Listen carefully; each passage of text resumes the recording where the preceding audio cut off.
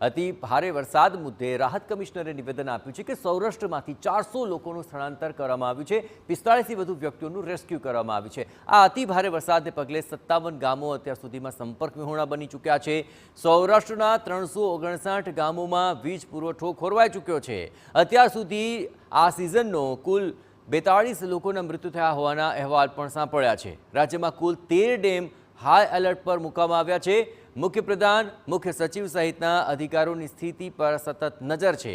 બચાવ અને રાહત સામગ્રી પહોંચાડવાના પ્રયત્નો પણ શરૂ કરવામાં આવ્યા છે। 45 વ્યક્તિઓનું વહીવટીતંત્ર દ્વારા રેસ્ક્યુ કરવામાં આવેલ છે જુદા જુદા જિલ્લાઓમાં, અને લગભગ 400 વ્યક્તિઓનું સલામત સ્થળે સ્થાનાંતરણ પણ કરવામાં આવ્યું છે। 24 કલાકમાં જે ભારે વરસાદ છેલ્લા 24 કલાકમાં થયું છે એમાં 57 ગામડાઓ અસરગ્રસ્ત થયા છે, અને 209 રસ્તાઓ, જે પૈકીના હાઈવે 9 સ્ટેટ હાઈવે, અન્ય રોડ 26 અધર રોડ્સ અને પંચાયતના 174 રસ્તાઓનો સમાવેશ છે, જેમાં કોઝવેના ઉપર પાણી આવી ગયું હોય અથવા ડેમેજ થઈ ગયું હોય, રસ્તા બંધ થઈ ગયા હોય, આ ટાઈપનો છે। પણ એ